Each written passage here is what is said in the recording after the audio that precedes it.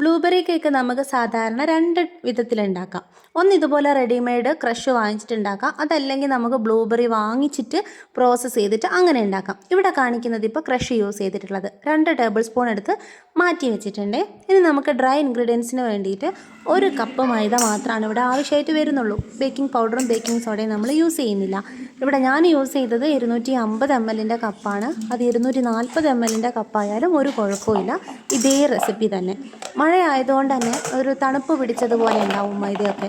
അപ്പോൾ നമ്മൾ 3 തവണയെങ്കിലും മിനിമം നല്ല രീതിക്ക് അരിച്ചെടുത്തു കഴിഞ്ഞാൽ കേക്ക് ഔട്ട്പുട്ട് അത്ര തന്നെ സോഫ്റ്റ് ആയിരിക്കും കേട്ടോ. അപ്പോൾ അത് നമ്മൾ അരിച്ച് മാറ്റിയെടുത്ത് വെക്കുന്നുണ്ട്. പിന്നെ നമുക്ക് വേണ്ടത് ഒരു 8 ഇഞ്ചിൻ്റെ കേക്ക് ടിന്നാണ്, അത് പറയാൻ വിട്ടുപോയി. 8 ഇഞ്ചിൻ്റെ കേക്ക് ടിന്നാണ് നമ്മളിവിടെ ബട്ടർ പേപ്പറൊക്കെ ഇട്ട് ലൈൻ ചെയ്ത് വെക്കുന്നത്. ഇനി നമുക്ക് 1/4 കപ്പ് പഞ്ചസാര വേണം, അതും പൊടിച്ചെടുത്ത് മാറ്റി വെച്ചിട്ടുണ്ട്. ഇനി നമുക്ക് വേണ്ടത് 4 കോഴിമുട്ടയാണ്.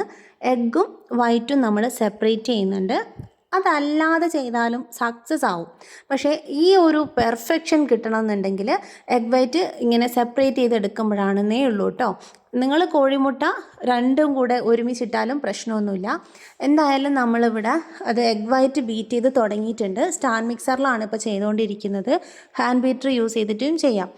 അതൊരു പതഞ്ഞൊരു ക്രീമിയായി വരുന്ന സമയത്ത് പൊടിച്ച് മാറ്റി വെച്ചിട്ടുള്ള പഞ്ചസാര ഉണ്ടല്ലോ, അതങ്ങോട്ട് ഇട്ട് കൊടുക്കും. അതിന് ശേഷം നമ്മൾ ഒരു നുള്ളു ഉപ്പും കൂടെ ചേർത്ത് ബീറ്റ് ചെയ്ത് വിപ്പിംഗ് ക്രീമിൻ്റെ ഒരു പരുവത്തിലേക്ക് ആയി കഴിഞ്ഞതിന് ശേഷം സൈഡിലുള്ള പഞ്ചസാരയൊക്കെ ഒന്ന് തട്ടിയിട്ട് കൊടുക്കണം കേട്ടോ, അല്ലെങ്കിൽ അത് അലിയാതെ അങ്ങനെ കിടക്കും.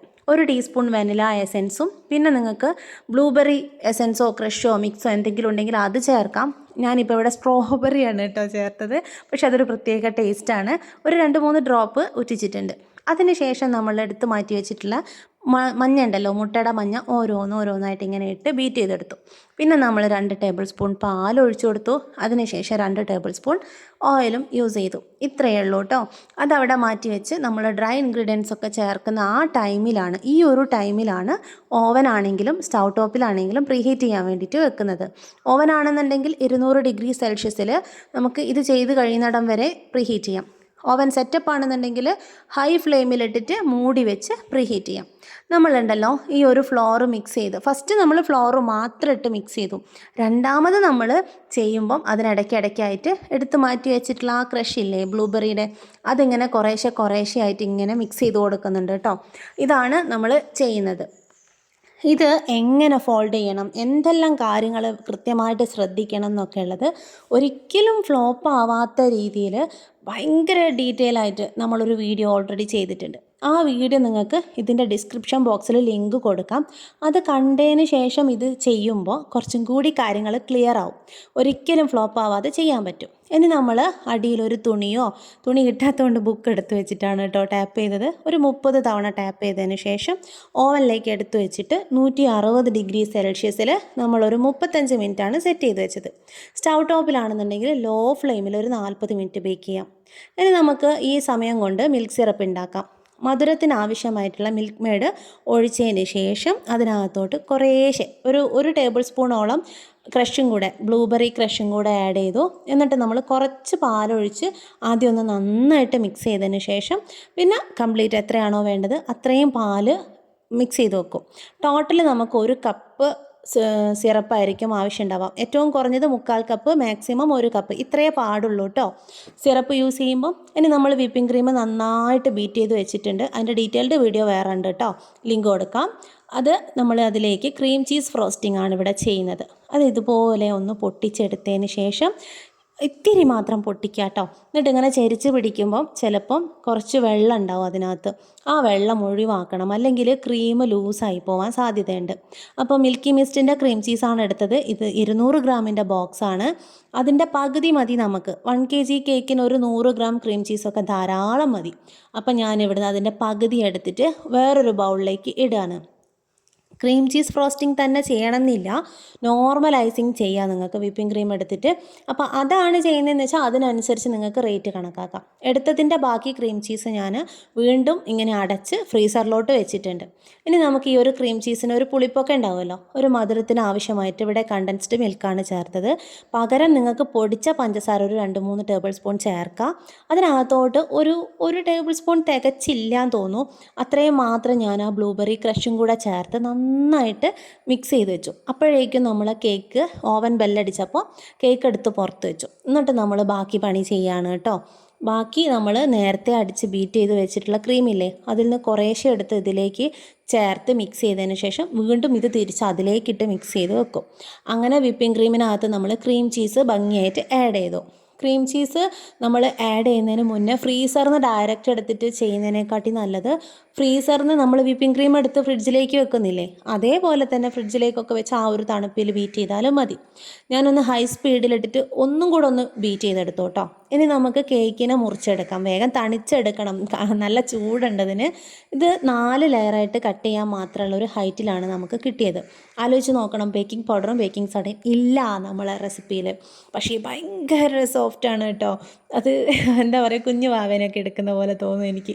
അപ്പോൾ അത് 4 ലെയറായിട്ട് തന്നെയാണ് ഞാൻ കട്ട് ചെയ്തെടുക്കുന്നത്. പക്ഷേ എപ്പോഴും 4 ലെയറായിട്ട് കട്ട് ചെയ്യും, പക്ഷേ 3 ലെയറായിട്ട് വെച്ചിട്ട് നമ്മൾ ഐസിങ് ചെയ്യും. കാരണം അല്ലാന്നുണ്ടെങ്കിൽ ഇത് 1 കിലോയിൽ കൂടുതൽ എടുക്കും. ഇതന്നെ ഇപ്പോൾ 1300 വന്നിട്ടുണ്ട്. ഈ 3 ലെയർ മാത്രം വെച്ച് ഫ്രോസ്റ്റ് ചെയ്തപ്പോൾ 1300 വന്നിട്ടുണ്ട്. ഇത് ഞാനല്ലേ ടേൺ ടേബിളിൻ്റെ കറക്റ്റ് സെൻറ്ററിൽ വെച്ച് ചെയ്യുമ്പോൾ എപ്പോഴും പെർഫെക്റ്റ് ആയിരിക്കും ഐസിങ്. അതല്ലെങ്കിൽ ചെറിയ ചെറിയ എന്തെങ്കിലുമൊക്കെ ഫോൾട്ട് പറ്റാൻ സാധ്യതയുണ്ട്. അതിന് വേണ്ടിയിട്ട് ഇങ്ങനെ വലത് കൈ അവിടെ ഫിക്സ് ചെയ്ത് വെക്കും. എന്നിട്ട് ടേൺ ടേബിൾ തിരിക്കുമ്പോൾ കറക്റ്റ് സെൻറ്ററിലാണ് ബോർഡെന്ന് മനസ്സിലാവും. വീണ്ടും നമ്മൾ ബോർഡിന് മേലെ എന്തെങ്കിലും ക്രീം തേച്ചിട്ട് അവിടെ ഫിക്സ് ചെയ്യാണ്. അപ്പോൾ ഈ കേക്ക് ബോർഡിൻ്റെ സെൻറ്ററിലാണോ എന്നറിയാൻ വേണ്ടിയിട്ട് വീണ്ടും വലത് കൈ അവിടെ ഇങ്ങനെ വെക്കും. ഇങ്ങനെ തിരിക്കുന്ന സമയത്ത് ചിലപ്പം അത് കയറി നിൽക്കും സ്പഞ്ച്. അത് നമുക്ക് വേഗം മനസ്സിലാവും. വലത് കൈ അനക്കാൻ പാടില്ല, ടേൺ ടേബിൾ മാത്രം കറക്കാം. ഇങ്ങനെയൊക്കെയാണ് കേട്ടോ ഞാൻ ചെയ്യുന്നത്. അത് കാണിച്ചു തന്നേ ഉള്ളൂ. ഇനി നമ്മൾ സിറപ്പ് ഉണ്ടാക്കി വെച്ചല്ലോ, അതെടുത്തിട്ട് നല്ലോണം പോലെ വെറ്റ് ചെയ്ത് കൊടുക്കുന്നുണ്ട്. വെറ്റ് ചെയ്യുമ്പോൾ എങ്ങനെ ശ്രദ്ധിക്കണം എന്നൊക്കെ നമ്മൾ മുമ്പത്തെ വീഡിയോയിൽ ഒരുപാട് പറഞ്ഞതാണേ.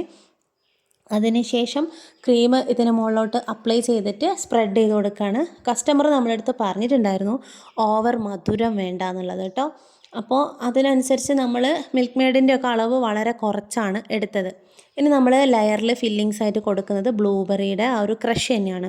എന്നിട്ട് കുറച്ച് മാത്രം മിൽക്ക് മെയ്ഡും കൂടെ ചേർക്കുന്നുണ്ട്. അപ്പോഴാണ് ആ ഒരു പുളിപ്പ് രസത്തിനെ നമുക്കൊന്ന് എന്താ പറയുക റൗണ്ട് ചെയ്യാൻ പറ്റുള്ളൂ.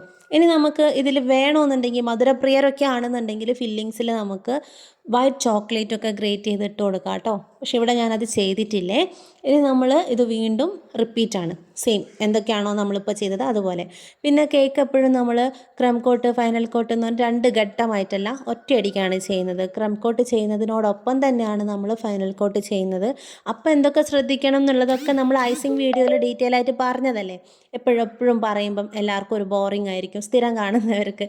അപ്പോൾ ആർക്കെങ്കിലും അത് അറിയണം എന്ന് ആഗ്രഹമുള്ളവർക്ക് നമ്മളെ താഴെ കൊടുക്കുന്ന ലിങ്കുകളൊക്കെ ഒന്ന് പോയി കണ്ടു നോക്കിയാൽ മതിയേ.